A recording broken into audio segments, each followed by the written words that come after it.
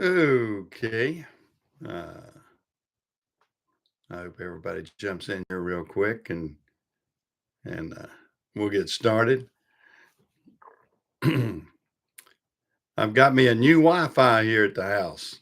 I'm excited about it. I hope everybody will get a good we'll get a good stream going and everything. The Wi-Fi is really strong down here now, so I'm real tickled with that.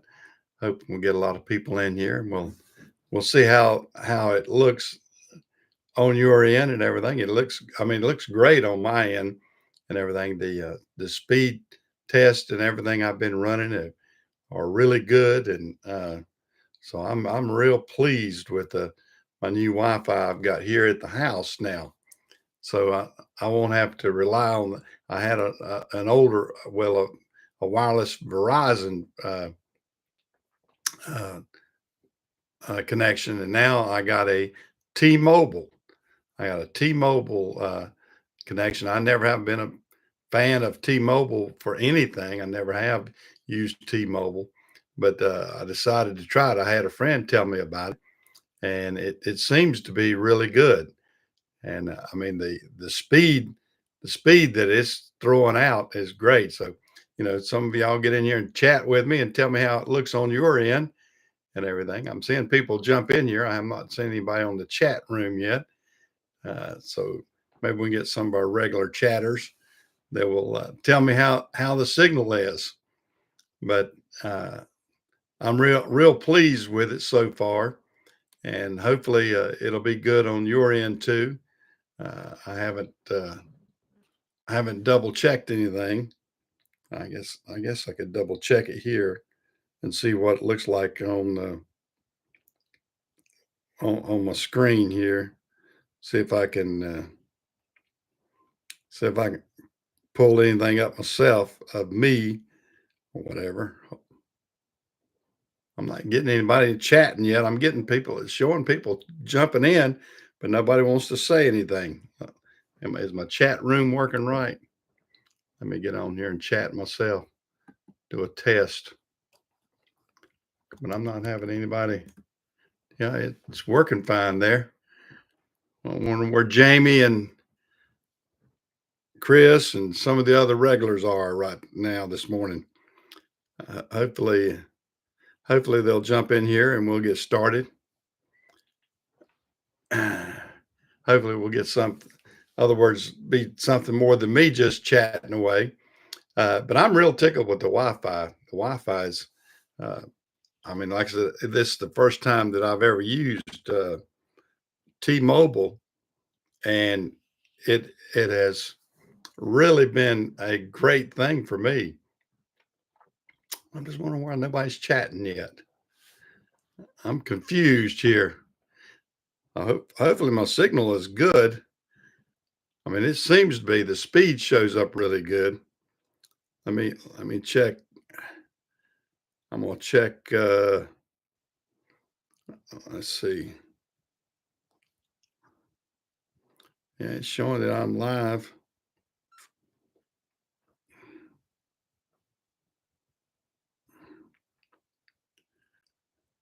Uh,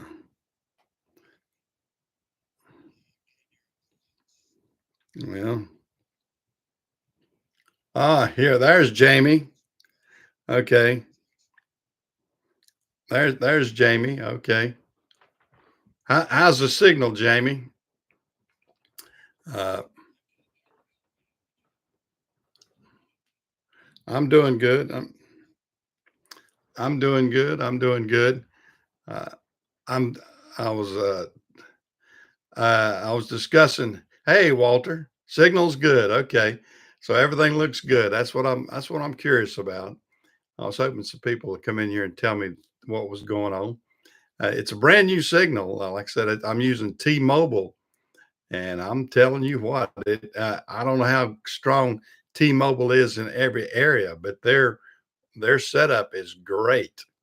Uh, the the signal that's uploading for me is comparable to anything I've ever had. As good as my Spectrum wired system and everything. This is a wireless system, but it's kicking butt. It's 5G, I think it is, and it's kicking butt. That's loud and clear, is it? Okay, good. Well, that's what I'm hoping for. I'm hoping that I can broadcast from my home office down here. This is the most comfortable place for me to broadcast from. So I'm hoping to use this as a permanent base right now because I mean, it's comfortable. It's in my home office upstairs. I can sit back and relax. I mean, it's good to go to the shop occasionally just to do it at the shop and show some things in the background, what I'm working on, things like that. But I may do other videos for that. But with this new Wi-Fi system, I can work more from my home office now and use the signal to upload videos, I'll edit videos and everything like that, which I would love to do and be able to utilize what I have down here at the house. I mean, there's the old saying, no place like home, and that's what goes with this one too. I like having this home system and everything. So thumbs up to T-Mobile, I'll tell you that.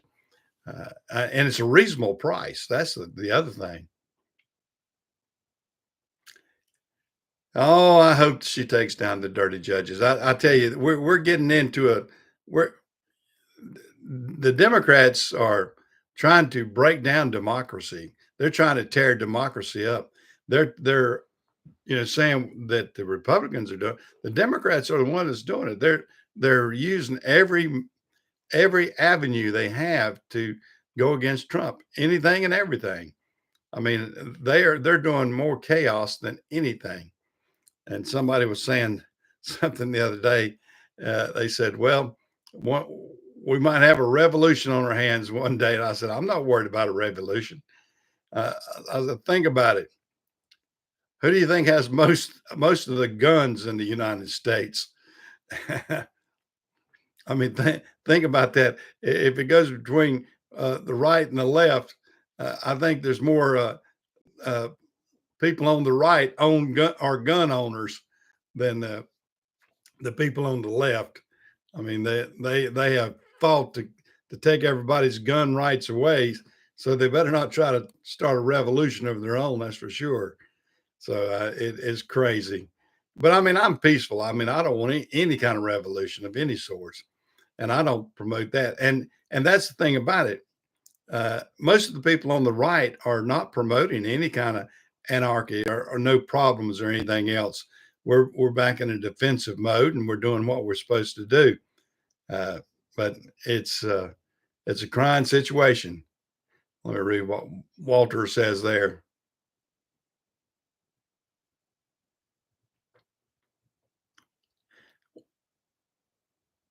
Yeah, well, I think there's a lot of them that should be on the enemies list and go after them. Yeah, Dick Durbin's out. Yeah, I saw where he decided he's had enough. Dick Durbin's going to go off into a retirement land like him and uh, even our old turtle on our side. Uh, he's going to retire this time too. So, I'm not worried about those old senators and let some of those go. Get new blood in there. Hopefully, we'll get the right blood in there.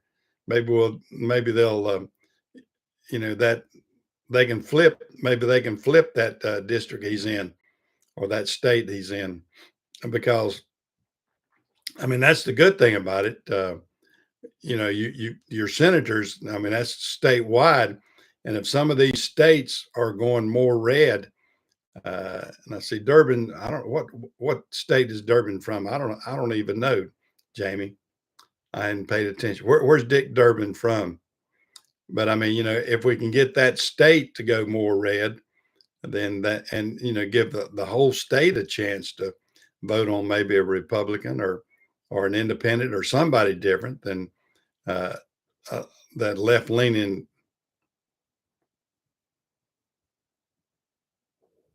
Was he from Michigan? I don't know. I don't know where. I don't know where Dick Durbin's from. I've not kept up with him. I'm I see how he votes and everything, and he's trying to vote the right way. Well, he I don't know. I can't understand some of these old Democrats. I mean, they used to be moderate and they used to sound logical somewhat, but they have just kind of turned crazy like the rest of them. I don't know. Somebody can look it up, I guess. I don't know where, but maybe there's a chance that, yeah, well, there's a lot of them that are that now. There's a lot of them that are, you know, close to being treasonous, you might say. But I don't know. Yeah, yeah, that's for sure, James. But we're hopefully things will turn around. Hopefully, we'll the economics are seem to be stable. I mean, the stock market has been up and down and up and down, and I don't worry about the stock market. Of course, I don't have anything in the stock market. I have no dollars vested in the stock market at all, and I've got mine in real estate. I've got which I think will always go up, and I've got mine invested uh, in savings and secured savings, and so I'm getting decent interest rates. But I don't have anything in the stock market. I don't want it in the stock market.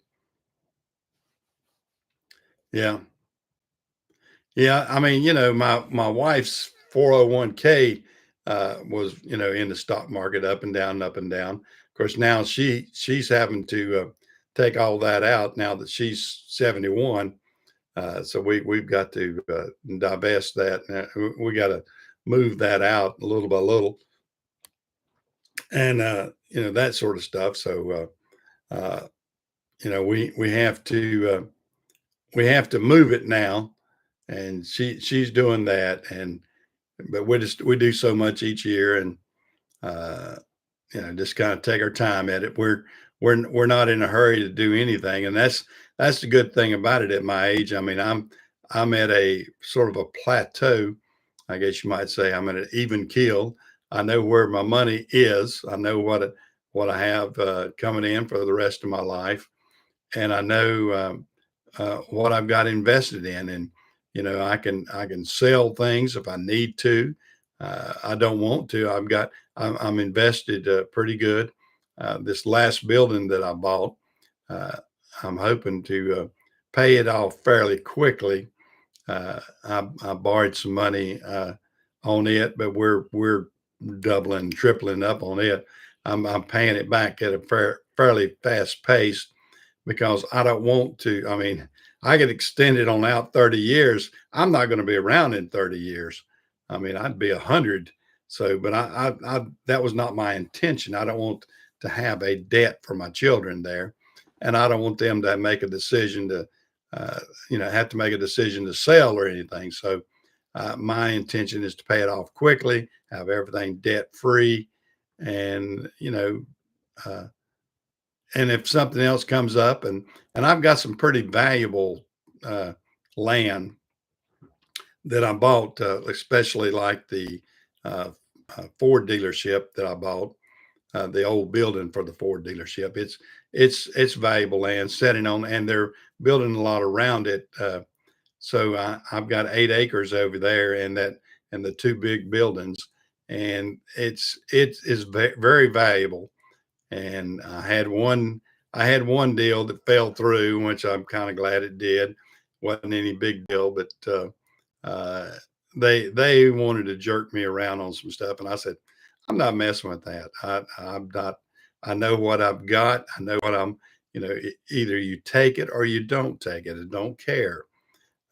Here's my price, and I'm going at it very differently. If anybody wants to buy any of that, I've already, like I said, I've already been burnt by realtors who thought they had everything at hand and everything. So it's different. So yeah, being at my age, being debt free or close to debt free is a is a good aim to have. And, you know, I want to feel, and I feel comfortable right now. I don't feel pressured in any way. I mean, there's a lot of difference between the way I feel now and the way I felt a few years ago when I had $1 million in debt with trucks and equipment, and then you had to keep feeding the beast all the time. You had to spend money to make money and all that sort of stuff. And I'm not into that anymore.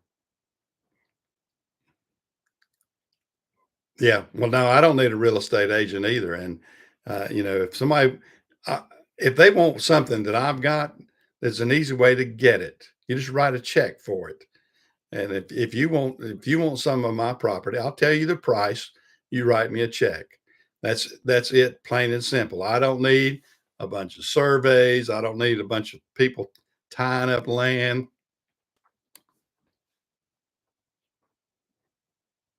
Yeah, that's right, Walter. And that's the way I'm doing too. I mean, uh, I'm not looking to get a lot of things. I have most everything that I want in life, and I enjoy what I have. I'm trying to just do do what I've been doing uh, around. I mean, I'm still have health, walk along walks or anything anymore.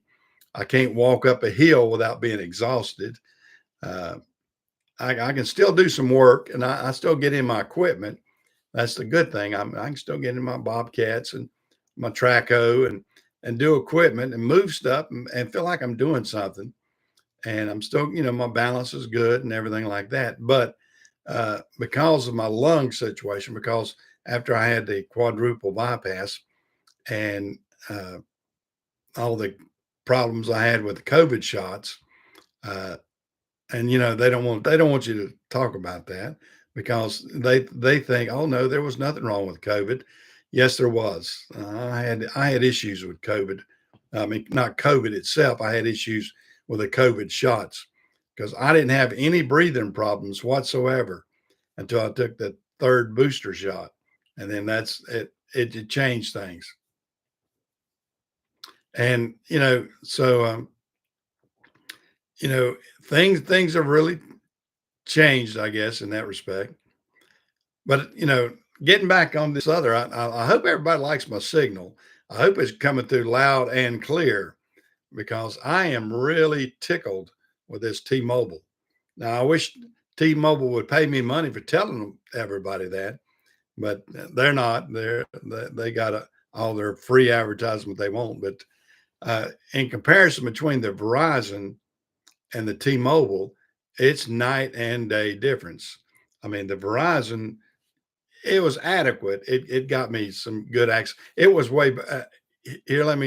I'm gonna start from the beginning. The first access I had was AT&T Uverse and everything. Oh, that was terrible. I mean that was terrible. I mean, I could barely get anything, and it would just buffer. And I mean, my signal was little or none. I mean, I might as well had dial up 33.6 almost. It was terrible. But uh, I went from that to the Verizon wireless, which was a big boost up from what I had with Uverse, but it wasn't like you get with cable or anything. I never can get cable down here, so uh, I went with the wireless Verizon. And then I found out from a friend of mine about the T-Mobile, and the prices were great. Uh, I'm paying 65 a month, $65 a month, and I'm getting high speed access. I mean, I'm getting 14 upload and download. I'm getting 350 megabits, which is fantastic. I mean, I can download and stream things really good now. So my streaming, if I'm watching a ball game or anything sports related, is fantastic. So that's good. And I guess, like I said, my signal sounds good and looks good to everybody. I know a lot of people remember just a few weeks ago, I was having buffering problems, and it would give me a unstable notice on my signal up here. I'm not getting that anymore, and I'm getting a good strong signal on the speed. So I am very impressed with that. Yeah, yeah, satellite and wireless and everything. I think that's going to be king. That's the way it is. Like even with the phone lines. I mean, I don't have a wired phone in my house anymore. We've got wireless phones, and so there is not a wired uh, there's not a wired phone coming into my house. And a couple of years we cut the line accident. Well, when we had to put a new tile in going across the creek, uh, excuse me, I had to sneeze. Oh Lordy, I had to sneeze there a second. Oh man, but we cut the line. We had an underground cable coming up to the house with AT&T. We cut it, and before we cut it, because I knew we was going to have to because of, of, of the uh, tile being replaced. Uh, I forwarded everything over to my cell phones, my landline, and we kept it that way for 6 months. And then I finally told my wife, I said, "We don't need that wired phone." And the problem is when you have a wired phone and you don't have some of the blocking capabilities that you get on the cell phones, you get a ton of junk, just junk, junk, junk. And I started taking advantage of all the technology to block phone calls and everything. So right now, if you don't know me, you can't get through to my phones. If you're on my call list, you can get through. But just normal people calling, if you're not on my phone list, you don't get through. Yeah. Well, there's a lot of people doing like that, James. But I haven't had a wired phone in it's been probably 5 years now, four at least 4 years, about 4 years since I've had a wired phone, and I'm happy with it. I'm happy with just having a wireless and everything. Like I said, and the cool thing about it is, I still get the report and everything, and it still shows up on my phone of how many people have tried to contact me, and it'll give the phone number and everything else, and a lot of times it'll say spam or spam detected, and I can see all that, and I can see ones that don't flash as spam, but they still come up, and I can call them back and double check. Excuse me, had a tickle in my throat. I don't have my Sprite up here this morning, so I was putting all the equipment up. I didn't bring a Sprite up, but I can uh, I can see everybody that calls my line without having to answer the line. So it's a good thing. So I'm happy with that, and I'm happy with this, and uh, I'm probably and I may switch over some stuff to T-Mobile. I've got 90% of my stuff is Verizon. I have one AT or two AT&T lines, and then the rest of Verizon lines. But I may experiment with a T-Mobile cell phone. I don't know. I don't know how good their service is in this area, but their the internet that I have is fantastic. I mean, this is a testament to it right now this morning. And I just got it in yesterday, and I've been experimenting all day. Well, from midday on. Uh, on the speed and the connection and everything else. So I'm really happy. Yeah, yeah, I'll do that. I'll do a video on the mulcher. I haven't had it out in the last couple of months, but yeah, I'll do a video on the mulcher. I'll get me and Jim will get out there and do something, and uh, I'll mulch away on it. It's a nice one. It does a great job, and Uh, yeah, the only problem with the mulcher is you get too close to it, it'll sling something.